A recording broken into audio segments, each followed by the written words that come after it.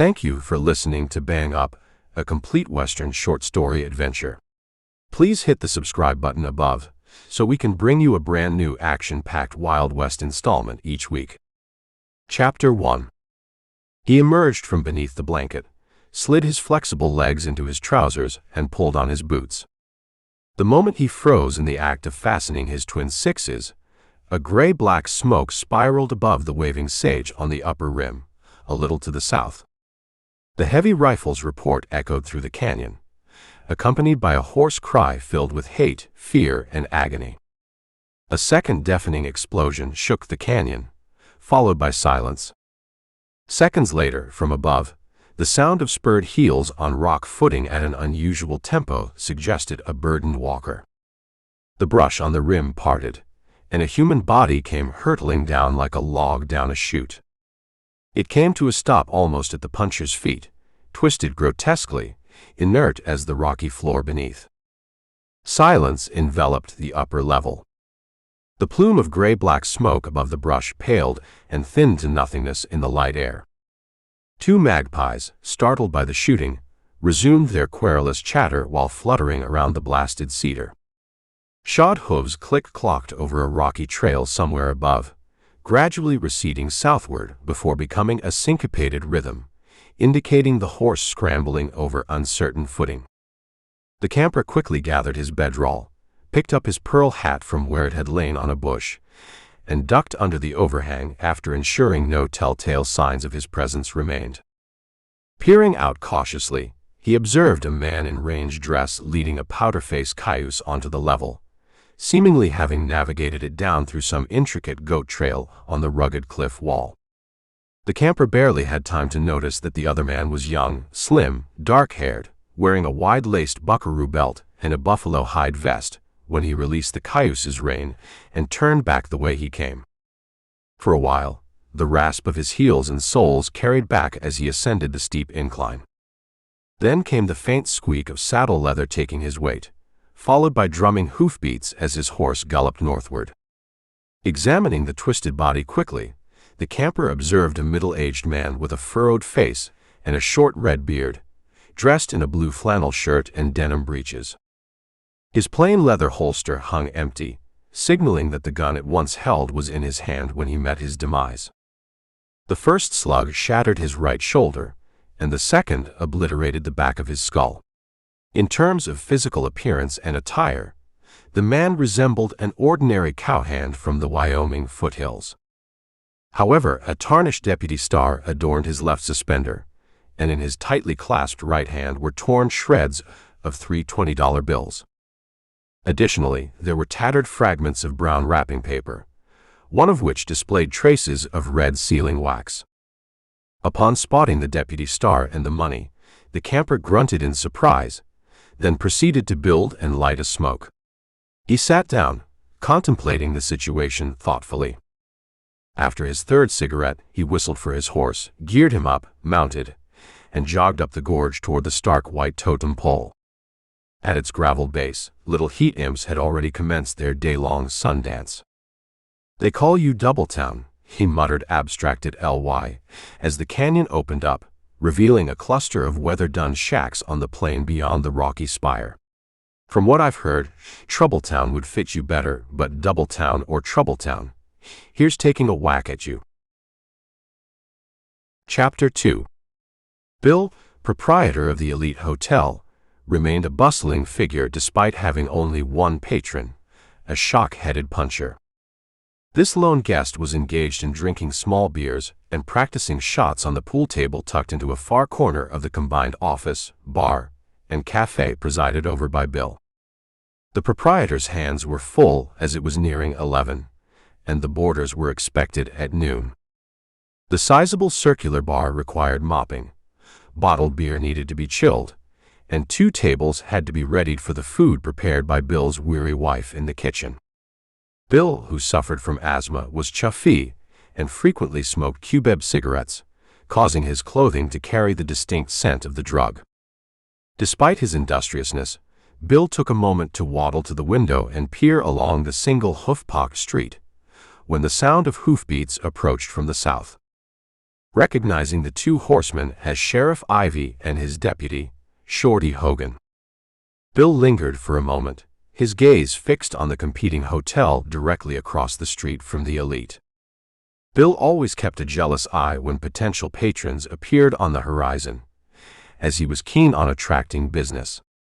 The opposite side of the street had once been a separate town, hence its current name, Doubletown. Returning to the bar, Bill diligently toweled it as the shutter door squeaked open and shut, admitting the two law enforcement officers. Sheriff Jim Ivy, a big, muscular, and domineering figure with a dark, furrowed face, was known as Poison Ivy due to his readiness for combat and unrelenting nature. Deputy Shorty Hogan, short, full-bellied, and grotesquely bow-legged, possessed pale lashes contrasting with his sandy hair. His eyes remained unblinking, showing no sign of human emotion. Both officers were flushed from the heat, and their clothing was dusted with fine white rock dust, indicating a long ride. With tired, hungry, and thirsty patrons in mind, Bill leaned over the bar and posed the stock question familiar to bartenders worldwide: "What will you have?" Ivy gestured towards a bottle on the shelf, and Hogan nodded phlegmatically. "Looks like you two have been taking a real go-around," Ed remarked chattily, as he set out the bottle and glasses, commencing to chip ice for the chasers. "Go-around is right," Ivy growled crustily. "We've been chasing ourselves in circles without really accomplishing a damn thing." Skidding out the frosty chasers, Ed nodded in understanding. "Rustlers working again, eh?" Ivy poured, gulped, and slapped his glass down on the bar with a disgusted air. "Rustlers, hell. The stage was held up a little while after it left here late yesterday afternoon, and Joe Barnes, the driver, was shot all to hell. Shot all to hell, I tell you." Ivy poured again, gulped again, and banged the glass down again. "This sure puts my tail in a crack. 4 stage robberies on that canyon trail in 6 months, not to mention that bank cracking." He looked gloomily at the bottle for a moment, then said, as one hoping against hope, "We may get our hooks on them dew drinkers this time, though. You see, Shorty and Sam Kendall happened to be in the hills west of the canyon, and they heard the shooting. When they located the stage, Sam headed for the cut a little ways south so he could slide his horse down and look things over.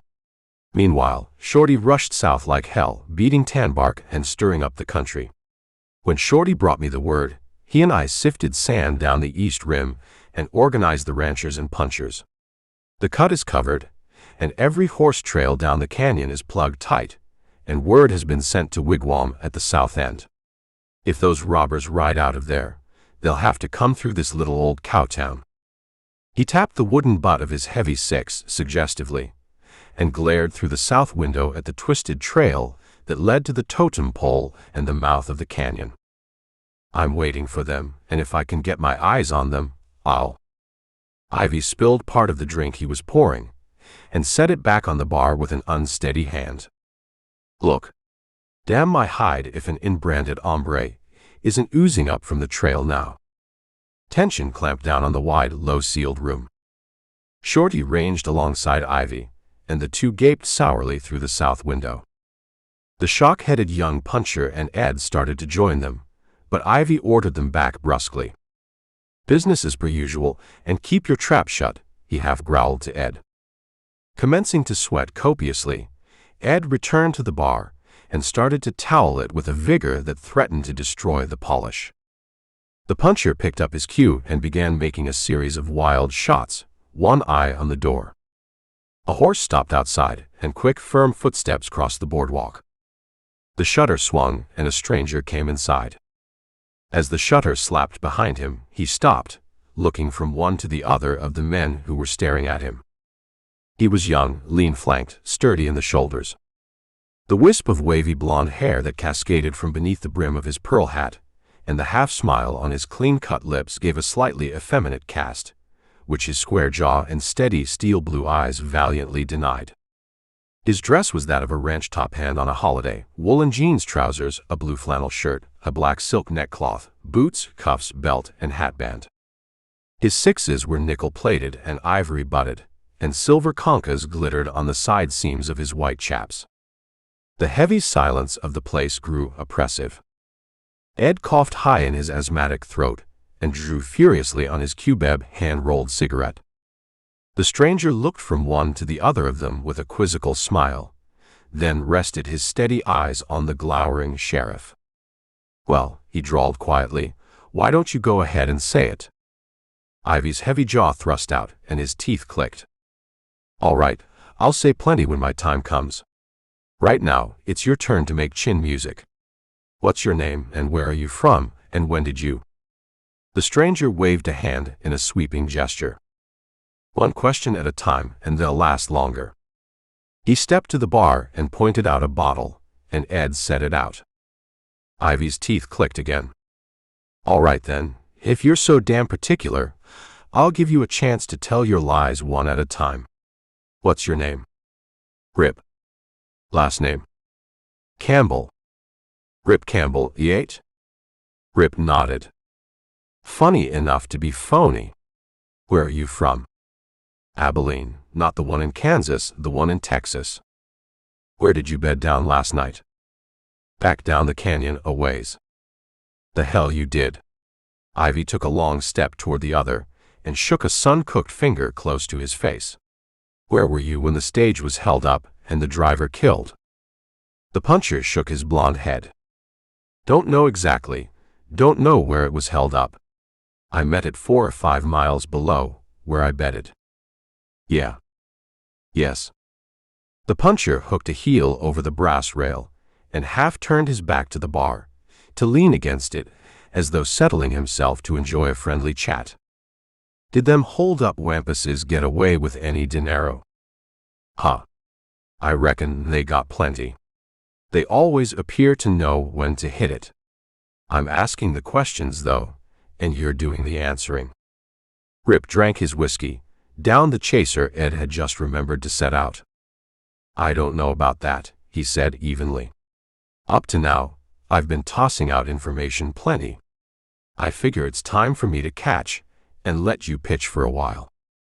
Ivy's heavy face contorted until he looked his nickname, Poison. "Yeah, I'll pitch plenty, pitch lead," he fairly howled, twisting to bring his right hip away from the bar and strike at his holster. "Can't no young cowpoke sashay into Doubletown and tell me where to head in, and—" As Ivy's heavy six seemed to leap from its holster into his hooked palm, the young stranger became a blur of motion. The sheriff's six clattered to the floor and spun toward the doorway, followed a split second later by the one Shorty had half out of the leather. Both stood gazing stupidly at the stranger and rubbing their knuckles where the swishing barrel of one of his ivory-butted sixes had landed. Back by the pool table, the shock-headed puncher's cue raked the plaster as he leaned it against the wall and hunched for the draw. He stopped the movement, raised his hands with a snap, and stood licking his lips after a slug from the puncher's gun had gouged splinters from the floor beneath his feet. Rip sidled cat-like along the bar to bring all of them to his front, and his voice came chill and crackling as new ice breaking in a stream, steady as is everybody that wants to live to eat dinner. "Don't get itchy and go to scratching your hips, none, you two law buzzards. Keep away from that shelf where you got your gun cached, barkeep. If you make another move that I can't endorse, I'll make one corner of hell stink of your hide." The speck-faced clock above the back bar ticked off a full minute while the 5 men formed an immobile tableau of repressed action. No one moving, no one speaking. The newcomer stood watchful, alert, evidently studying what his next move should be. The 2 officers breathed heavy in their angry mortification, and the sheriff's trigger fingers twitched, as though he were imagining himself pouring slugs into the man who had defied and humiliated him. Shorty's pale-lashed eyes were fixed on the man with the gun, and his face still was an emotionless mask. Ed kept both palms pressed down on the bar, not even raising one to wipe away the perspiration that was dripping down his anxious face. "Don't want no trouble in here, Ivy," he mumbled appealingly, out of a corner of his loose mouth. The shock-headed puncher's mouth still was twitching the signal that he was a coward, and therefore dangerous if forced to fight. Ivy was the next to speak. "Do you know what this means?" he grated, scowling till his bushy brows met his mop of hair. "Yes, I know just what it means," Rip came back calmly. "It means that this hotel's gonna be a sloppy red mess if any of you lop-eared lobos get ambitious ideas and start projecting." Ivy's face grew still darker, and his nostrils quivered with the intensity of his wrath. Then he relaxed, cocked an ear toward the front door, and grinned derisively. The shutter had swung, and framed in it stood a slim, dark-haired man wearing a wide-laced buckaroo belt and a buffalo vest on which was pinned a tarnished star. His right hand fondled the butt of a 6, and he looked at Ivy as if asking orders. The sheriff chuckled. "How do you like that, Rip? Meet my head deputy, Jim Reardon, who's been out wolf hunting and got back just at the right time." "I'd say your watch was too damn fast," answered Rip, who watched the newcomer in the fly-specked mirror of the back bar. "I'm not bragging. I think I'm fast enough, so I got anyway an even break with you mud turtles." The sheriff's heavy chuckle subsided to a lower note when Rip added, "One thing's dead certain. If I go down, a sheriff goes down with me. I got that fixed plumb solid in my mind." "I found Sam Kendall killed over in the canyon," Reardon reported, keeping his eyes unwaveringly on Rip. "Reckon this is the unregenerate saddle tramp that done it. Whoever killed Sam was camped out there last night. I stumbled across Sam's horse first, then I found him laying by an overhang with one arm plumb sausaged and his head almost shot off. Looks like he went down there to look things over and got dry gulched." "Damn you, you'll pay for that," Ivy spat at Rip. "I don't want to arrest you now. I'm gonna kill you." "I'm amending that program a little," Rip told him defiantly. "Your flunkies may kill me, but you'll be kicking on the floor when they do." They were in a standoff. The old wall clock stolidly ticked off the dragging seconds, till the suspense became so intolerable that even steel-nerved Shorty shuffled his feet uneasily, and Ivy's breathing carried to all parts of the room. The sheriff must have known that he was marked for death almost certainly, but he was game through and through.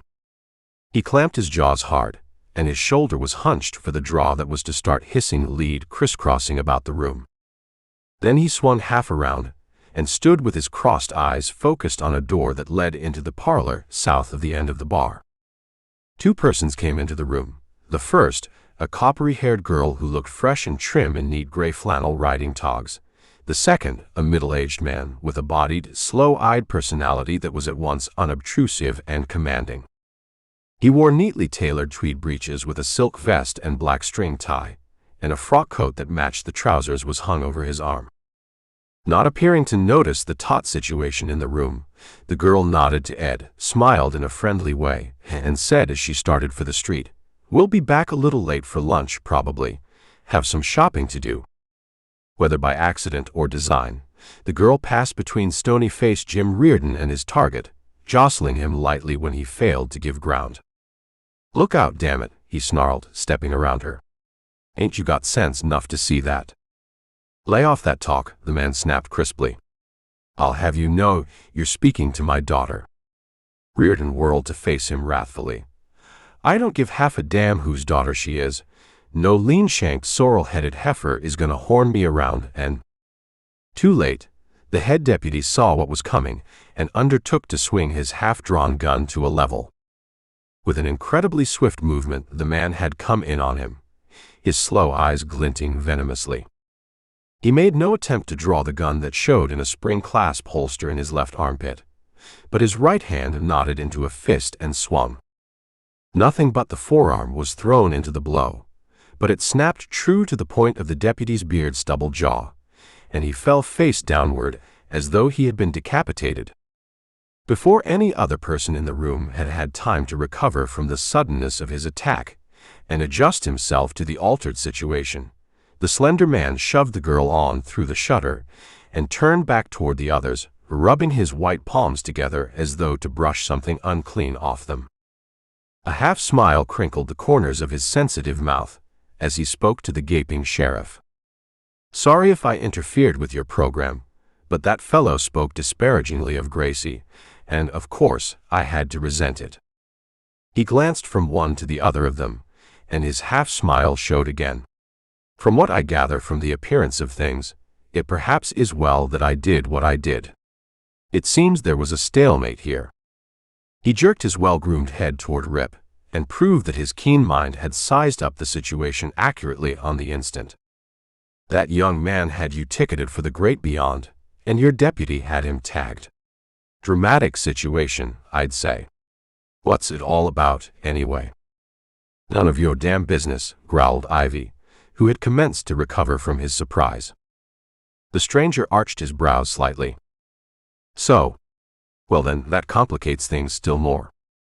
He drew a cheroot from an upper vest pocket, dipped the end off it with slow care. You landed on one of my great faults, Sheriff, he said smoothly. Dipping into things that are none of my damn business is my pet way of amusing myself. The suave voice hardened a little as he went on. Right now, I'm dipping into this, and I'm calling your attention to the fact that conditions have been reversed. You are between two fires now. Arguing from that standpoint, I again ask you what all of this is about. Stage hold up if you're dead set on knowing, Ivy rumbled sourly. Stage hold up and murder, the driver being killed plumb dead. Yes, I know about that. My daughter and I came up the canyon this morning. Got in here a couple of hours ago. So this is a suspect, E8. He sure is. Suspect on account he was in the vicinity and won't give no good account of himself. Furthermore, he killed one of my deputies too. And, may I ask if you have arrested him? There was a note of dry humor in the silky voice that made Ivy flush. Not precisely. I ain't arrested him. I was holding him when you butted in, and... The stranger waved the fuming cheroot, as though to brush aside what the sheriff was saying. Never mind what I did, and it looked more like he was holding you. Anyway, you admit that you haven't arrested him, though you're convinced that he is a double murderer and a robber. That's bad, very bad. A murderer and robber should be arrested. His manner grew suddenly brisk. As I say, he ought to be arrested. As you haven't done it, I shall have to do it myself. He opened a flap of the silk vest, showing a badge pinned to the inner lining. Stepping to Rip's side, he tapped him on the shoulder. You're my prisoner, mister. The sheriff's heavy jaw sagged. And who the hell are you? The faint smile reappeared. The name is Kendall, Richard Kendall, head investigator for the Wells Fargo people. I carry a Deputy United States Marshal's commission. I'm taking this fellow to Cheyenne. Ivy's crossed eyes came almost straight as they bulged with excitement. Richard Kendall. Hell, feller, you don't mean you're Lobo Kendall. That's what they call me. He faced the shutter and called over it to the girl. Go ahead and do your shopping, Gracie, but don't be gone long. We'll be riding in a little while now. Rip made no resistance when the lone wolf asked for his guns. You look like a real man, he grinned, as he unbuckled the belt and handed it over. So, I'd admire to ride with you and that pretty young lady. You're riding with me, and she just happens to be along with me, Kendall corrected him dryly, then spoke sharply to Ed, who had taken his palms off the bar at last and stood cuffing rivulets of sweat off his low brow. Better souse a little ice water over this fellow on the floor. He really ought to wake up and take some interest in these official matters. Then get our horses out and have some lunch served in the parlor. We'll eat as soon as my daughter comes back. I'm declaring myself in on that, Rip told him. Haven't had even a cup of coffee so far today. My camp was kind of messy and it spoiled my appetite. Then when I eased in here for some chuck, things happened. Ivy attempted to assert himself. But hell. I'm the sheriff and want to hold this fellow for... Kendall shook his head with finality. Government mail in that stage, also National Bank money and Interstate Express. I'm a government officer, and I made the arrest.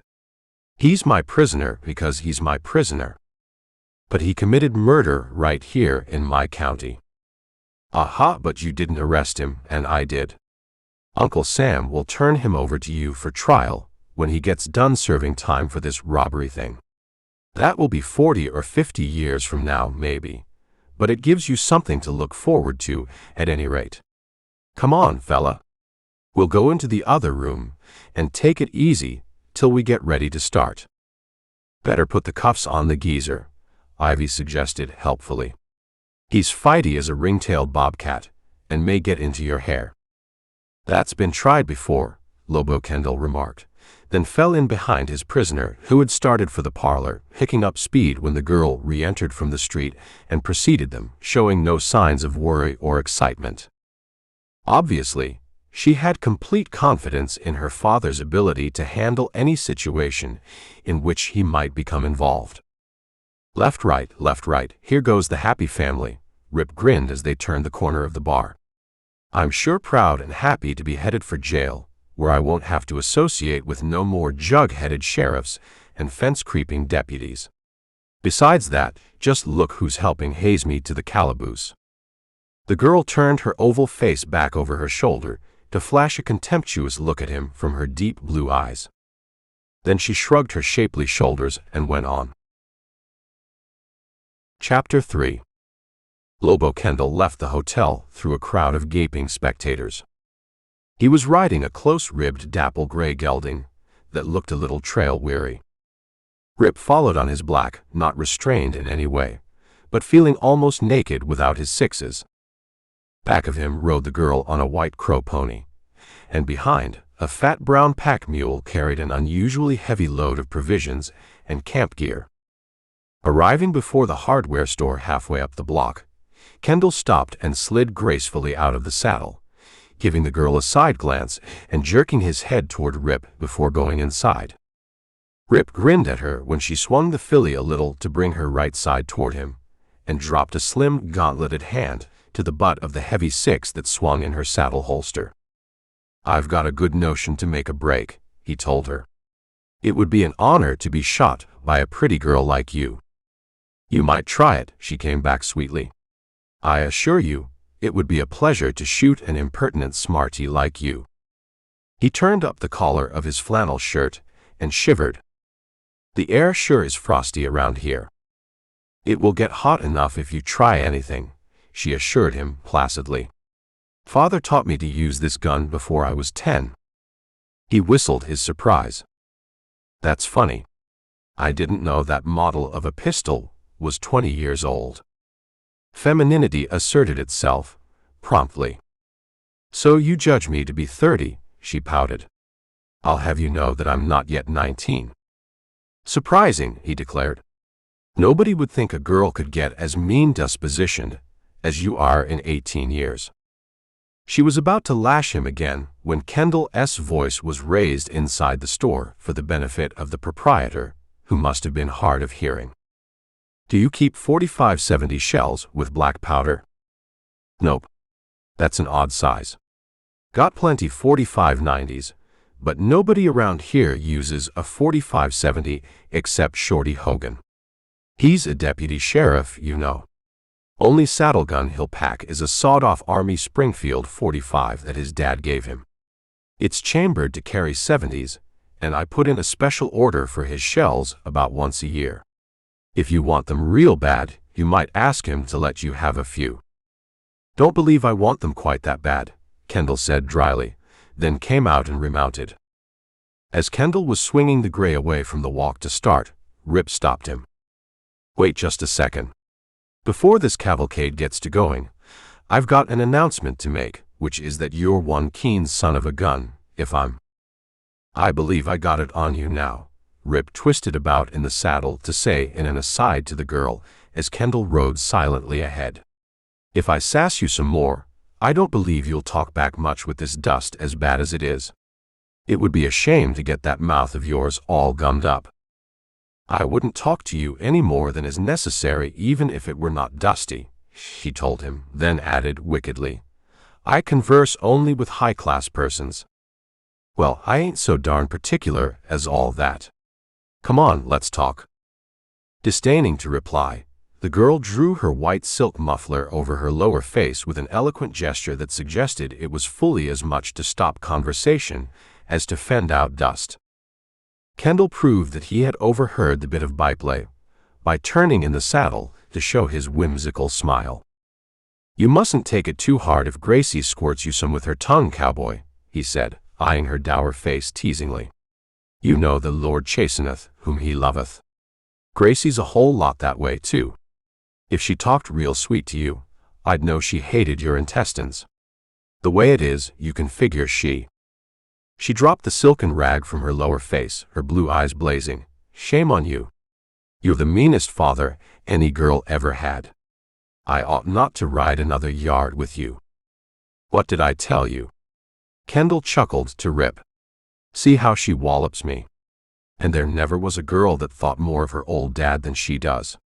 But we'll put that tomfoolery aside now." He reined in where the trail crossed a rock outcrop and forked.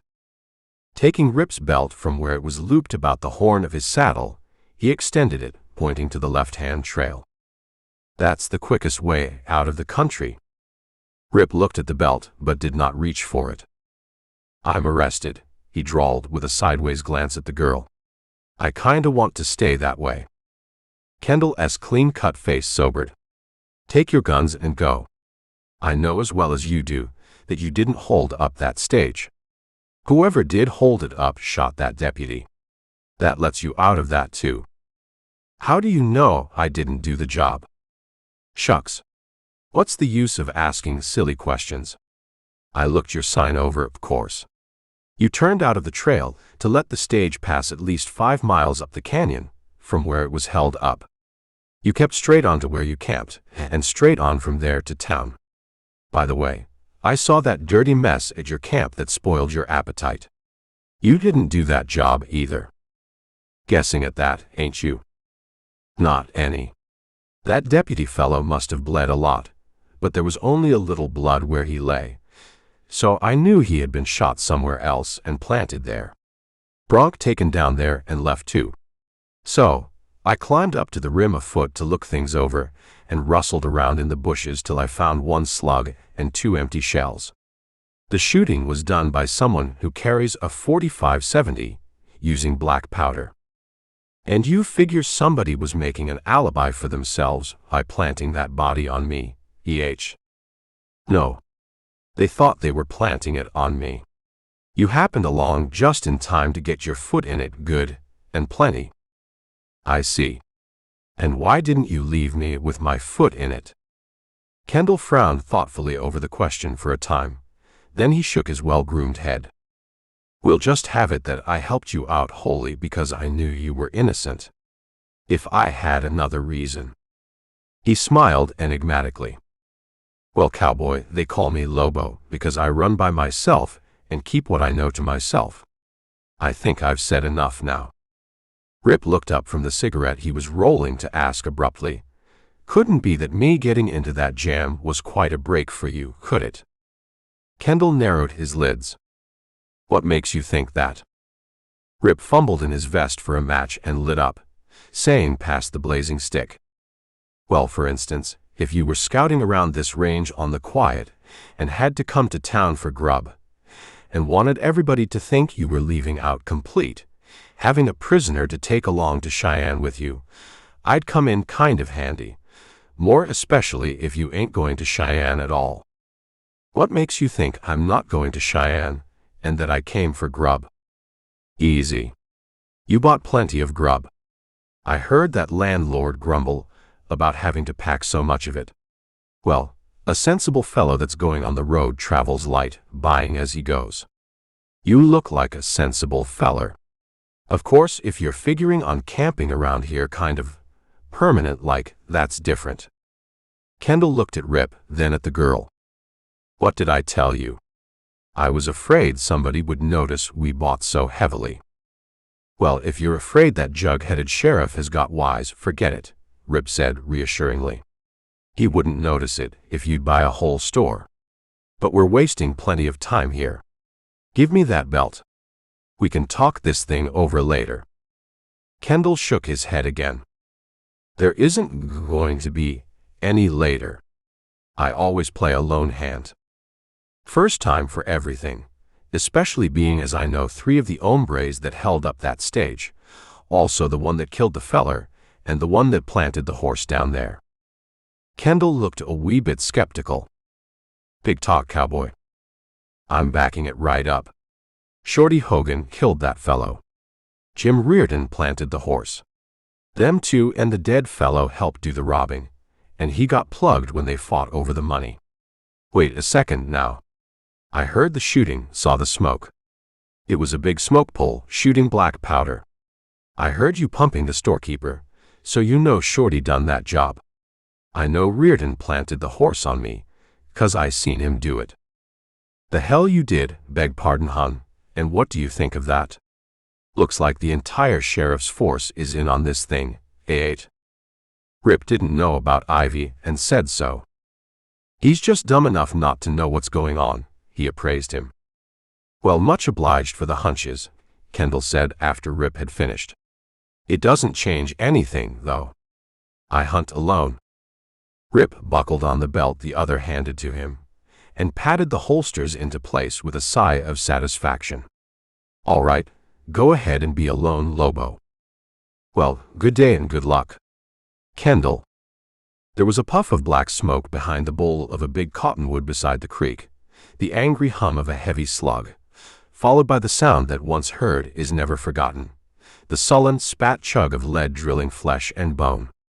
Rip whirled and looked ahead. Kendall's gray had stopped, turning its head to look questioningly back at its master, who had dropped the rein and was clinging feebly to the horn, his head slumped, shoulders drooped. Serves me right. I ought to have known enough to watch my back trail, he muttered feebly. Rip spurred the black up beside the gray, and caught the swaying man to ease him to the ground. After they had laid him on a bed of pine needles, he smiled faintly up at Rip. You win, cowboy, after all. It seems the lone lobo has gotten to where he has to have someone to look after him. The smile died away. The eyelids fluttered down. The supple form relaxed. Is he dead? The white-faced girl whispered hoarsely as she dropped down beside him. Without answering, Rip opened the shirt, ran an explorative hand about the neck and upper chest, bringing it away bloody. Collarbone nicked, shoulder and neck muscles gashed bad by a slug that was so heavy it nearly shocked the life out of him, he diagnosed quickly. Get that little bandage roll and liniment out of my saddle pocket while I rip his shirt off. We have to hurry. He's leaky as is. Kendall's eyelids fluttered as if he were parting them with an effort. It's no use, his voice came weakly. I'm hit hard and can't stand a ride. They'll get us within 24 hours if we stay here. Just leave me and get grayed out. A fellow who doesn't know enough to watch his back trail isn't worth. He gave a tired sigh, and his clean chiseled face became a still, pallid mask. Rip felt every drop of blood in his clean young body surge with hot wrath while he was cleansing the awful gash, sluicing it with ointment and dressing it as securely as he could. He would have been still angrier if he could have looked around the bend of the trail and seen Shorty Hogan kneeing his wiry little brown horse toward town. He had balanced the .45-70 across his lap while he laced up a husk cigarette. He had just lighted it when he found himself face to face with Sheriff Ivy, who had turned his lean polka-dotted white gelding across the trail and sat in saddle, eyeing his deputy none too favorably. Howdy, Shorty greeted, reining in. I'm kind of surprised to see you. Shouldn't wonder, and you are, Ivy answered, ironically. Fact is, it's a wonder that you could see anybody out here, beings you were supposed to be out east of town. I'm asking you, how come? Also, what were you cracking down on with that cannon a bit ago? Started east but worked over this way, playing a hunch. Shot at a rock rabbit, but the son of a gun got away. Coming back at you, what brought you over here? Saw you kinda lazing along and followed you, Ivy told him bluntly. He scratched his thatch of sandy hair with a puzzled air. Seems like there are a few things going on around here that's got me kinda bogged down mentally. Shorty looked at the glowing tip of his cigarette, his pale-lashed eyes half closed. "Can't be that them their remarks indicate that you're anyway suspicious of me, can it?" Ivy was slow in answering. "Well," he said dubiously after a time, "I dunno's I'm what a feller might call out and out suspicious of you. Still, I can't get a loop on a reason for a few things that's happened of late, and I'm—" "Look out. There's a black wasp buzzing around your head. Get him or he'll sting the hell out of you." Ivy ducked his head to the horn and commenced slapping wildly with his hands. "Brrr. Hope I get him. A wasp poisons me up same as a rattler would, or—" The sheriff's gruff voice trailed off to nothing, and he jerked his hands down and clawed at his holster. Too late. Swinging the heavy rifle around, Shorty fired from the hip, the heavy slug blasting the sheriff's upper face entirely off. As the officer's body fell heavily to the trail, Shorty started his horse on, chuckling mirthlessly. "What I call a perfect setup all around." Sam Kendall got to hollering about his cut of the dough being too little, so I beefed him and took his share away from him and laid it onto that smart young saddle whacker that calls himself Rip Campbell. Then this Kendall got to wolfing around, heading for our hideout, so I beefed him, and it'll be laid off onto Rip because he was with him and a prisoner. Now this damn gnatbrain gets half wise, and I have to down him too. Well, Rip done it. Perfect setup. When the sheriff doesn't come home tonight, me and Jim Reardon LL come out and find the bodies. Then we'll get a posse and rope this Rip feller and hang him higher than the price of pork in old Jerusalem." He rode on thoughtfully for a little way, then laughed mirthlessly again. "There's that damn girl yet. I ought to catch her and kill her when I get good and ready, or she'll talk and clear the feller. That'll be laid onto him, too. I ought to like that saddle tramp. He sure does make me a handy alibi." Chapter 4. After ungearing the tired beasts and picketing them in a glade a little way off the trail, Rip spent the long, sultry afternoon scouting the vicinity of their stopping place and consulting with the girl, who scarcely left her father's pallet for an instant. Rip learned that Kendall had been about to retire, and disliked doing so without clearing up the series of stage and bank robberies that had been committed within a radius of 30 miles from Doubletown over a period of years. As it was to be his last trip out as an officer, the girl begged to be allowed to accompany him, and he had consented reluctantly. "It's a big gang," the girl said, "and we know now that 3 of Ivy's deputies were members of it. Their headquarters is located somewhere in the Badlands west of the canyon. We know that because when the stage was robbed north of town, their trail ran south and west to be lost in the hard land west of the totem pole. When the robberies were to southward, the trail ran north and west, and once when they robbed a bank at Rock Hill, 16 miles west of here, their sign ran eastward to that same section of Badlands. After a job, they scatter, meet at their hideout, divide the loot, then scatter again. All of the late crimes have been inside jobs in a way. At least, they have information when heavy money shipments are to be made." "Reckon this Shorty Hogan is the leader?" Rip asked, feeling them out. Seated at the head of the pallet, the girl shook her coppery head. "No, the leader is a big, heavy-bodied man with a gruff voice. He is described as absolutely merciless. Kills for the love of killing. His devilish cunning has enabled him to avoid suspicion, though Father has given more attention to this gang than any other he ever dealt with. He never closes in on a gang until the leader is known. Smash the head or you don't kill the snake is his motto, but he just can't spot the head of this snake. He'll get caught sooner or later, they all do," Rip consoled. She looked down at Kendall's ashen face, listened to his catchy breathing. "Just now, I'm not interested in catching robbers," she said wearily. "I'm afraid that so far as we are concerned, the robbers win." Rip patted her trim shoulder reassuringly. "Chin up, girl. We ain't licked yet. But we can't move him far without killing him, even if he has a chance otherwise." He patted her shoulder again. "Wait and see. I'll admit that he couldn't stick a horse none, but there's more ways than one to skin a cat. Right now, you lay down there and get you a nap. You were in the saddle most of last night, and first thing you know, you'll be in worse shape than he is." After some urging, the girl lay down near her father, and Rip axed down and trimmed 2 slender ash poles. Interrupting his labors by frequent scoutings in the brush and visits to his patient, he had completed a stout pole and blanket litter by the time dusk purpled the lower ground and shaded the upper levels. Just before daylight faded, he robbed a half-dozen brown thrushes' nests he had spotted during the afternoon. With the eggs and a can of condensed milk, whiskey, and sugar, he concocted fairly good eggnog, doses of which he spooned down his patient at half-hour intervals. When the stars commenced twinkling in the blue ceiling, and a full moon had transformed the totem pole into a great incandescent needle, he spread a light lunch and roused the tired girl. While she was eating, he brought up the stock. After repacking the stores on the mule, he saddled the horses, then, with her help, rigged the litter by passing the poles through the stirrup straps of his black and Kendall S. gray.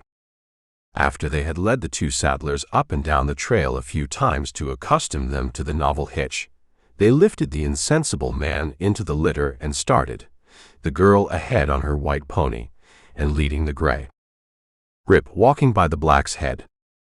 The docile pack mule earned his everlasting gratitude by following, patiently.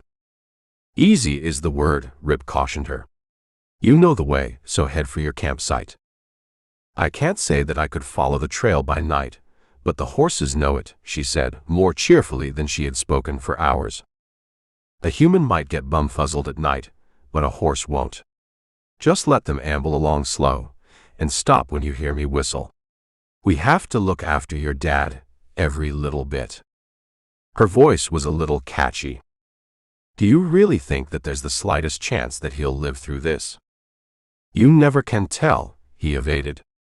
"One sure thing is that there ain't the slightest chance that any of us live long if we ain't hid away before morning.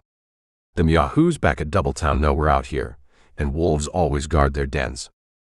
With the white pony seeming to float wraith-like ahead, and the faithful mule and dark splotch in the gloom behind, Rip convoyed his little caravan to the upper level, then westward into a crazy jumble of rock washes and jagged boulders. It was a muscle-trying, nerve-wracking trip, with the ease of his limp patient always uppermost in his mind. When they came to a sharp decline into a black gully, he stopped to shorten the gray's stirrup leathers and lengthen the black's to keep the swaying litter level. On the ensuing incline, he reversed that arrangement. Once, when they made a short, sharp turn between 2 blocks of rock, he freed the black and carried the rear end of the litter around the corner. Stops were made every half hour, and the eggnog administered to Kendall, who sipped dutifully when his head was raised, then relapsed into his seemingly painless half-coma. One time he spoke feebly, "Don't do like I did. Watch your back trail when daylight comes." The towering totem pole had receded into the morning mists to eastward when the girl reined the crow pony into more open ground and across a little boiling creek fringed with willows and alders. On the far bank she turned downstream, calling back a little hysterically, "We're about there, Rip. I can see the little cottonwood grove where our camp stands." Within another minute, they were in a circular opening in the timber. Rip saw a little brown tent and the ashes of recent fires. Reining in, the girl slid down and came back to where he stood, looking the hideout over curiously. She caught his hand impulsively and pressed it between her 2 soft palms. "I've known you less than a day," she told him tremulously, "but I always will love you for what you've done for Father this night." "That there word love is a plumb mouthful," Rip told her teasingly. "Someday I'm gonna make you take it back, or prove it. Right now you're some excited and plumb shaky, so I ain't gonna hold you responsible when you say crazy things. Wait till you get rested up and in your right mind. Then we'll see if—" "We have to get Father into the tent," she interrupted hastily. Even in the half-light, he could see that her oval face was flaming. After Kendall had been undressed and made comfortable on a clean cot in the tent, Rip picketed the stock, and they ate a cold breakfast. Then Rip walked back for a mile beyond the creek crossing, circling frequently to cut their back trail without showing himself on it. It was mid-forenoon when he became satisfied that they had not been followed, and returned to the camp to throw himself on a blanket in the shade of a big cottonwood, asleep before his body had more than touched the blanket. When the girl awakened him at 3, as he had requested, he was surprised to find Kendall fully conscious and definitely stronger and easier. After eating again, a hot meal this time as he no longer feared making a dry wood fire, he saddled the black in readiness for a scout of the Badlands. Their den is at least 2 or 3 miles southeast of here, Kendall told him. I know the general location, but not the exact spot. There may or may not be any of them there. Sometimes I think they never are there except right after a job. Anyway, be careful. The fellow who plugged me is bound to have carried the word back that we are out this way, and they're sure to look us up. Kendall scowled thoughtfully up at the roof of the tent, then said, I'm almost tempted to leave out of here and get help and go get those deputy fellows. One of them might squeal. Then he shook his head. Nope, we'll stick it out. This is the only job I have on my hands, and I'm not going to leave office without doing it up complete, which means that I've got to get the head of that gang. I'll do it if I live, and I'm going to live. Rip bent to grip the white hand on the blanket. That's the talk, old-timer. I ain't in no rush if you ain't. Just take your good time and get back on your feet. Then we'll see what we see when we see it. Bob Billings, the express company's agent at Doubletown, is a good man and a keen one, Kendall said. I'll find a way to get word to him in a day or two, telling him what we know. He may be able to find out something more when we head him in the right direction. Also, he can line up some help there in town. Now run along, son. I'm ready for a good restful nap. He smiled his familiar whimsical smile as he added, Don't do like I did. Watch your back trail. 5 minutes later, Rip crossed the creek and followed the chute-like rocky channel which had been the last leg of their journey the night before. After a mile, he commenced systematically working out a succession of rocky drains that cut the chute from either side. It was slow, tedious work in the rough going, and with loose rubble underfoot and a burning sun overhead. Often he slid out of saddle to climb some rocky pillar or slab and get his bearings. When the day was still an hour old, and he had turned toward camp, he spoke to his horse, as is the custom of most men of the open. Well, old-timer, we don't know where that wolf's den is, but we know a hell of a lot of places it ain't. If we follow this system, we'll spot 'em down sooner or quicker. Then remembering Kendall's repeated admonition, stay put now while I squirrel up that big hunk of limestone and take one more good look behind. Swinging down, Rip climbed nimbly to the top of the big limestone block by following a fissure that cut its rugged face. A quick glance to the east along the chute showed nothing of interest. A chicken hawk spiraling lazily upward on a half-hearted hunt for feathered prey in the desolate region was the only sign of life. He turned to face his own camp and was preparing to slide down, satisfied, when he stiffened and ducked his head to the level of the big boulder, tucking his body into the fissure as closely as he could. To the west and a little south of him, a half-dozen men were scattered through the shallow lateral drains. At first, he thought that they were working the washes out systematically, as he had been. Watching them for a time, he saw that they were converging on the main chute in response to hand signals made by a big, massive-limbed man on a rangy bay horse. Even at the distance of a quarter of a mile or more, Rip could see that the man wore a jumper and breeches of baggy blue denim, and a brown hat with an exceptionally wide brim. The thin wisp of smoke from his cigarette made threads of white in the light air, but his features could not be discerned at the distance. Rip gave particular attention to the horse, but it was a common bay, with no markings to distinguish it from thousands of its color and size. They nodded about the man on the bay, and he appeared to be questioning each of them in turn. One of the last to come was a fellow on a red roan horse, who was easily identified as Jim Reardon. Quite evidently their leader, the big man started eastward along the chute, beckoning with his hand for the others to follow. When they came jogging on, Rip slid hastily to the ground, grabbed Roy's rein, led him back of the big rock, and held a hand over his dusty muzzle until they had jogged past.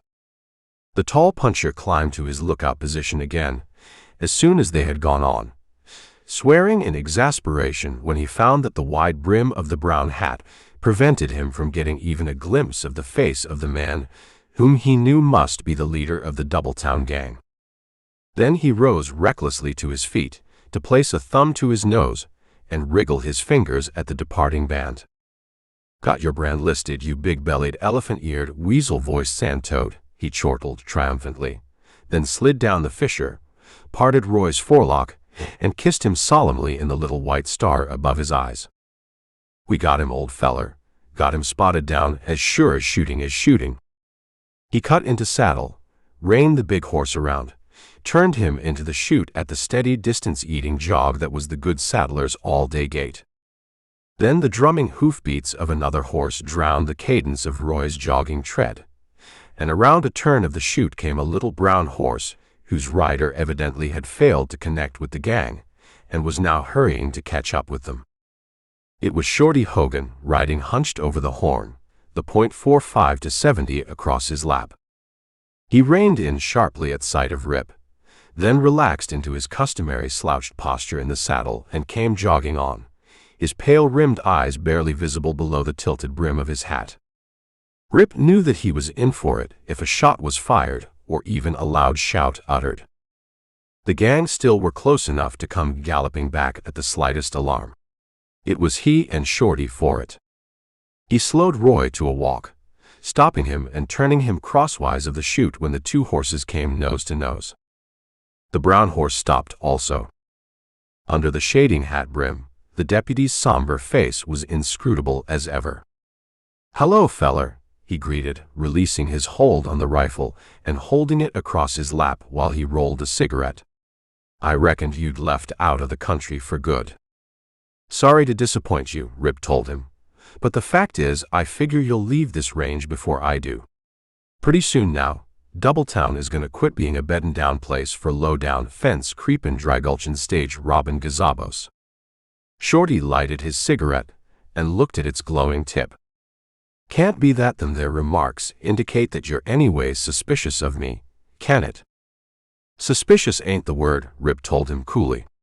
"I know damn well you're lower than a snake's second stomach, and—" "Look out," Shorty called sharply. "There's a black wasp buzzing around your head. Get him or he'll sting hell out of you." Rip smiled his contempt. "Yeah. Well, if you swing that smoke stick even a part of an inch further in my direction, something LL sure be buzzing around your head, and it'll sting hell out of you." Rip clicked the hammers back on his 6-shooters. "Let go of that murder gun, now. That's it, just let it fall. Now the belt, steady, don't make no quick motions. Let her drop. Let your rein drop too till I get down and gather up this hardware. Remember, if you try anything, that LL be your funeral, and there'll sure be one." 30 minutes later, Rip hazed the glowering deputy into the little brown tent where Kendall lay propped on pillows, smoking a cheroot. "Well, boss," Rip said cheerfully, "I watched my back trail and this is what I picked up. Should I scalp him before I hang him, or afterwards?" "No great difference which way you do it," Kendall answered indifferently, then yawned and added, seemingly as an afterthought, "For the time being, just hog-tie him tight and let him lie over there where I can keep my eye on him. I want to make a close study of the world's meanest human, for an hour or two. Then we can have a nice, quiet little hemp stretching." Rip stepped nearer to the cot and grinned broadly down at the man on it. "While you're studying that skunk, roll this around on your tongue. I know the head bull of this bunch of lop ears." Kendall almost rose from the pillows in his excitement. "What?" "I was saying, I got a loop on the name of the unregenerate renegade that heads that Canyon gang." "Sure of it?" "Uh-huh." Rip leaned over and whispered a name into Kendall's ear. Kendall started in surprise, but composed himself after puffing furiously at the cheroot for a little while. That makes things different then. We'll let this beast hang legally, along with the others. We'll break camp in the morning and head for Cheyenne, taking the gully snake along with us. He waved a pallid fist in the direction of Doubletown. But we'll be back soon, and if ever there was a raid that was a classic, this is going to be another like it. But are you sure you'll be able to travel? Asked the girl, who had just come in, attracted by their excited voices. Kendall jerked his head in decided affirmation. Hell yes, beg pardon, hun. I could travel from here to Borneo. I feel so coltish. She looked from the dour-faced shorty to them. But I don't understand. What's it all about? Kendall laughed aloud, something he rarely did. It means that Rip there has found out more about this gang in 3 hours than we have in 3 months. He spotted the leader. An interested listener, Shorty Hogan weakened. If you fellers'll agree to help get me off easy, I might turn state's evidence and up and tell. Kendall cut him off brusquely. You needn't tell anything, you salmon-eyed yellow belly, and you needn't try to make a deal either. From now on, we're running this show to suit ourselves, Rip. Chapter 5. 2 weeks after the date of the robbery, Ed Gordon roused from his late afternoon doze in the leather-cushioned armchair by the icebox and waddled behind the bar when Bob Billings, the express agent, came in, carrying a double-barreled shotgun and wearing a broad canvas belt looped full of cartridges. Going to war? Ed asked, coughing asthmatically as he set out the small beer, which he knew was all Bob ever took. Going grouse hunting soon as the stage comes and goes, Billings explained. Young birds will be out feeding just before dusk. He drank his beer and left for the stage office north of the hotel. Looking through a side window, Ed noted that the agent leaned the shotgun by the door of the low-roofed station and went inside, still wearing his belt. Ed yawned, coughed wheezingly again, hastened to light his inevitable cigarette. He was chipping ice into the metal box around the beer pipe when 2 strangers rode in from the north, disappointing him grievously by dismounting before the hotel on the opposite side and disappearing within. Money-loving Ed noted regretfully that the strangers looked like prosperous ranchers whose custom would be something worthwhile. His mood became more hopeful when the stagecoach creaked and rocked into sight down the dusty, hoof-cupped street. He noted that it carried 3 passengers, all males, therefore potential patrons. Black disappointment again. When the driver reined the 4 sweat-pasted grays to their haunches and set his brake, the 3 descended, looked questioningly right and left, then crossed and entered the other place of refreshment. While the express and mail were being unloaded and the horses changed, Sam Reardon lounged in, wearing the sheriff's badge that had been his since Ivy's death, and accompanied by his head deputy, a big swart man named Jake Stoll. Heard anything from Shorty? Ed asked as he set out their whiskey and started chipping ice for the chasers. Reardon shook his head. Never expect to. To my way of thinking, it's a cold cinch Shorty run across that damn yellow-headed Rip somewheres out there in the rough, and Rip was a little faster with his hogleg than Shorty was with his long gun. Tough, Ed commented. Shorty was a handy man to have around. I don't know, the new deputy said, a little miffed. He wasn't the only real gunner on this range. He came damn near being, Ed insisted, then left off toweling the bar to watch hopefully as 2 of the strangers emerged from the place across the sandy street and started to cross. Subconsciously, Ed noted that one of them walked rather gingerly, and that his left arm hung straight and pressed against his body instead of swinging with his stride as a normal arm does. Interested as he was, he took his puffy-lidded eyes off them to crane his thick neck and scowl toward the hall that led back toward the dining room and kitchen. Slippered feet scuffed along the hall toward the front, and a woman's shrill voice rose in angry expostulation. Here, you feller. You can't go this way. Mrs. Ed's thin, calico-clad figure appeared in the doorway, then was shoved aside, and a tall man stepped past her, stopping within 3 feet of Ed. The room became as if a bolt of lightning had struck every man in it, dumb and motionless. It was Rip, and on his leather vest glittered a metal badge that made Ed's eyes bulge with astonishment. "Yeah, look at it, it's genuine," Rip informed them, then added briskly, "I'm here on business, and I'd admire to have you two geezers with the stars on lay your hands on the bar and look pious." Somebody moved almost imperceptibly, and it was as if a tiny sliding pebble had started an avalanche into being. With remarkable agility for one of his bulk and lethargic habits, Ed leaped for the shelf where his six lay, just as the two officers ducked partially below the level of the high bar and drew. The woman shrieked. Ed roared out a lurid oath, in a full, round voice decidedly different from his customary high-pitched wheeze. Two guns spoke almost in unison. The mirror back of Rip flew into thousands of fragments that hailed back against the inner side of the bar with a sound like the drilling of a sandblast.